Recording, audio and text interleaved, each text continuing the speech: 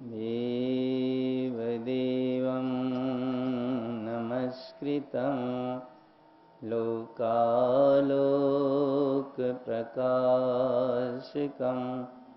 त्रिलोकं भुवनार्थं ज्योति ओंकारं च विन्दते। धर्म की आराधना मनुष्य भव की सार्थकता का मूल मंत्र है। वर्तमान समय में आचार्य उमा स्वामी देव ने सूत्र दिया था, असदभिधान मन रतम। प्रमाद के योग से असत कथन करने को असत्य कहते हैं, झूठ कहते हैं। और जब आदमी झूठ बोलता है तो उसके मन में विकारों की जड़ जमा रहती है, उसके मन में कुछ ऐसे अभिप्राय बने रहते हैं जिनकी वजह से वो झूठ बोल बोलकर अपने जीवन में कर्मों को, पापों को संग्रहित करता है। सत्य के समान दूसरा कोई धर्म नहीं है। आगम में, पुराणों में, वेदों में, धर्मों में सर्वत्र ही सत्य की महिमा का उल्लेख आचार्यों ने, संतों ने अपनी वाणी के माध्यम से किया है। दरअसल अपने जीवन में अपन जो झूठ वचन का प्रयोग करते हैं, झूठ बोलते हैं, ये झूठ भी एक ही तरह का नहीं होता। इस झूठ वचन को अपन 4 रूप में प्रयोग करते हैं। झूठ का पहला रूप है वर्तमान वस्तु का निषेध करना। मौजूद है कोई वस्तु, उपस्थित है, अपने पास है, किसी ने पूछा और अपन ने उसको नकार दिया। वर्तमान वस्तु का निषेध करना कि जो है लेकिन हम उसको नकार रहे हैं, ये झूठ का पहला प्रकार है। दूसरा भेद है अवर्तमान वस्तु को मौजूद कहना कि है नहीं लेकिन हम उसे कह रहे हैं कि है, मौजूद है, यहां है। वर्तमान वस्तु का निषेध करना, अवर्तमान वस्तु को मौजूद कहना। झूठ का तीसरा भेद है कुछ का कुछ कहना, कुछ का कुछ बतलाना। बात कुछ है और अपन बनाकर कुछ और कह रहे हैं, ये भी झूठ के अंतर्गत ही आता है। और झूठ का चौथा प्रकार है गर्हित, सावध्य और अप्रिय वचन बोलना। गर्हित का अर्थ है इस प्रकार के वचनों का प्रयोग करना जो हम किसी की निंदा, चुगली, बुराई इस रूप में करते हैं। बैठकर इसकी उससे निंदा करना, इसकी उससे चुगली करना, ये गर्हित वचन कहलाते हैं। दूसरे की निंदा करना, दूसरे की बुराई करना, ये कार्य जीव के लिए पाप कर्म का बंद कराने वाला है। परात्म निंदा प्रशंसे सद सद्गुणोच्छादनोद्भावने च नीचे। आचार्य उमा स्वामी देव ने मंत्र दिया था कि अपनी प्रशंसा करना और दूसरों की निंदा करना, दूसरों की बुराई करना, चुगली करना, ये नीच गोत्र कर्म के आश्रव का कारण होता है। तो गर्हित वचन का प्रयोग करना, निंदा, चुगली, बुराई के रूप में वचनों को बोलना, ये वचन झूठ के अंतर्गत आते हैं। तीसरा है सावध्य वचन बोलना। सावध्य पाप रूप वचन, ऐसे वचन बोलना जिनके कहने से कहीं हिंसा होने का कार्य हो जाए, कोई दो परिवारों में कलह पैदा हो जाए, कहीं झगड़ा पैदा हो जाए, ऐसे राग द्वेष को उत्पन्न कराने वाले, हिंसा और कलह पैदा कराने वाले वचनों का प्रयोग करना, हिंसा की प्रेरणा देना, ये सब गर्हित, सावध्य और अप्रिय वचन, ये सब झूठ के अंतर्गत आते हैं। जो नहीं है उसे हां कहना, कुछ का कुछ कहना, कुछ का कुछ बतलाना, और अंतिम रूप है गर्हित, सावध्य और अप्रिय कथन करना। अगर कोई आदमी किसी की निंदा भी कर रहा है, हो सकता है दुर्गुण हर आदमी में होते हैं, गुण भी होते हैं, पर दुनिया की नजर ऐसी है कि लोगों को दूसरों के गुण कम दिखाई देते हैं और दोष ज्यादा दिखाई देते हैं। होना चाहिए गुणग्राही दृष्टि, और अपन गुणों को नहीं देखकर दोषों को देखते हैं, इसलिए निंदा, चुगली, बुराई करने के परिणाम पैदा होते हैं। अगर किसी की निंदा भी कर रहे हैं आप, चुगली भी करते हैं, तो ये सारे वचन अपने लिए ही अहितकर होते हैं। हमारे वचनों में शालीनता हो, हमारे वचन यथार्थ हो, जो भी हम बोलें निंदा, चुगली, बुराई के रूप में ना बोलें, कम बोलें, धीरे बोलें, मीठा बोलें, ये हमारी प्रकृति होना चाहिए।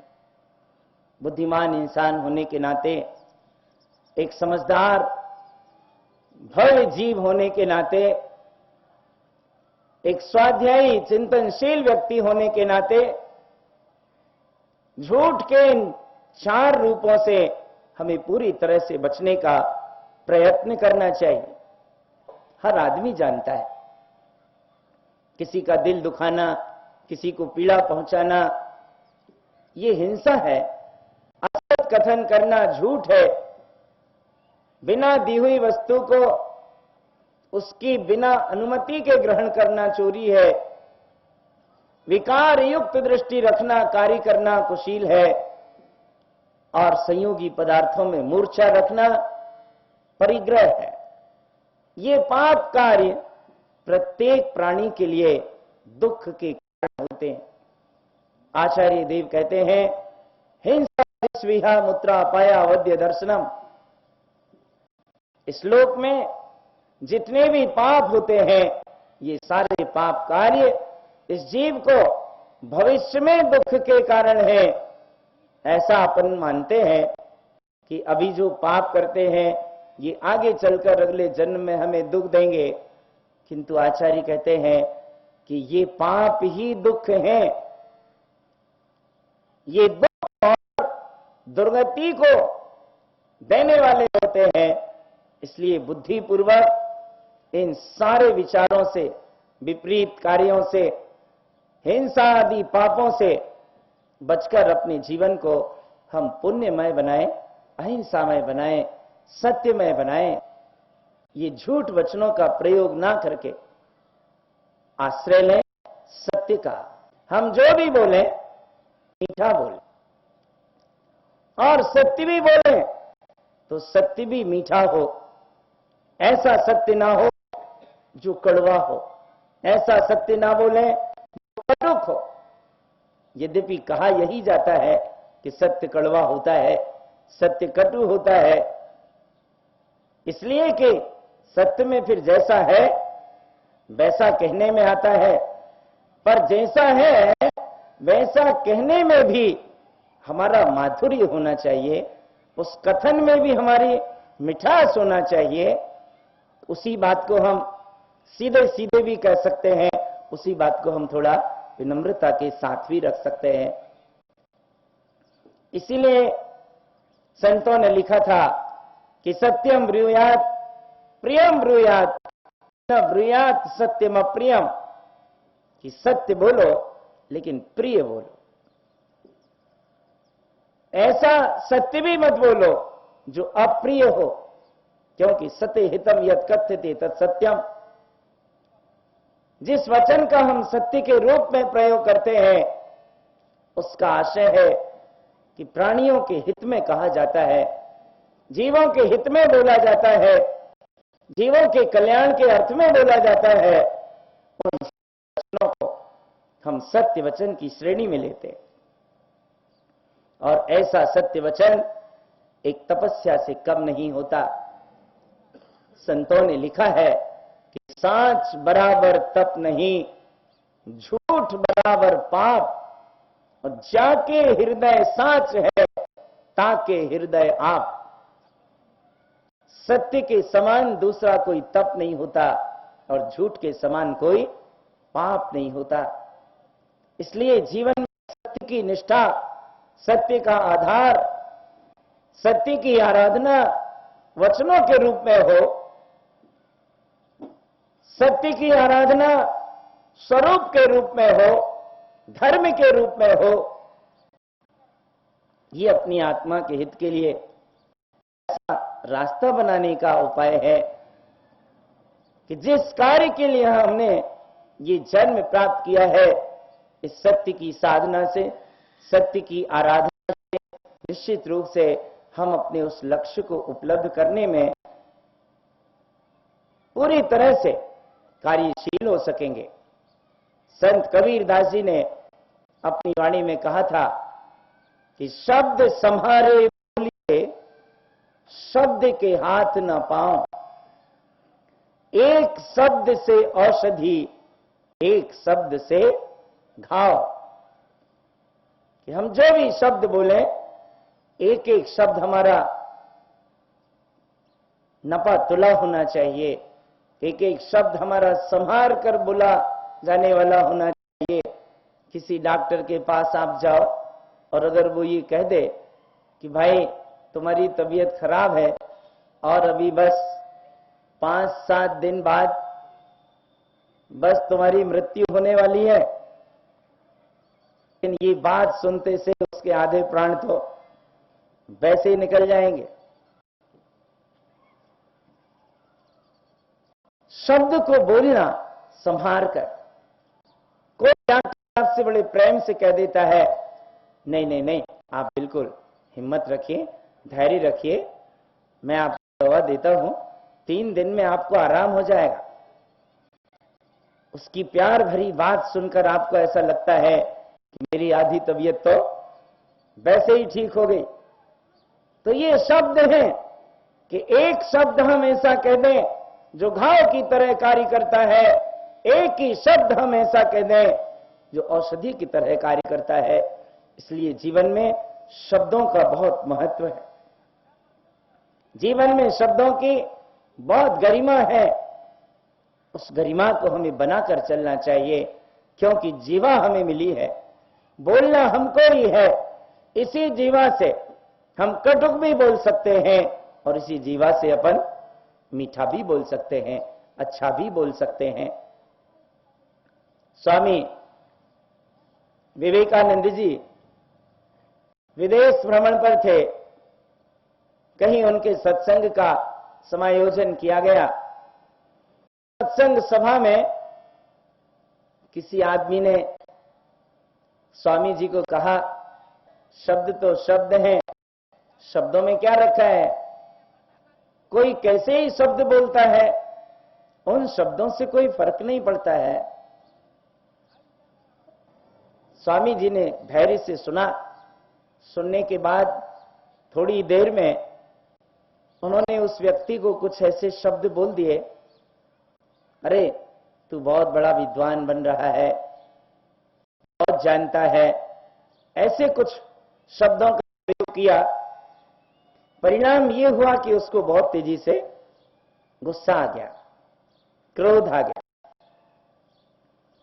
स्वामी विवेकानंद जी ने कहा, भाई गुस्सा क्यों करते हो? बोले, स्वामी जी आप इस प्रकार के शब्द मेरे लिए बोल रहे हैं।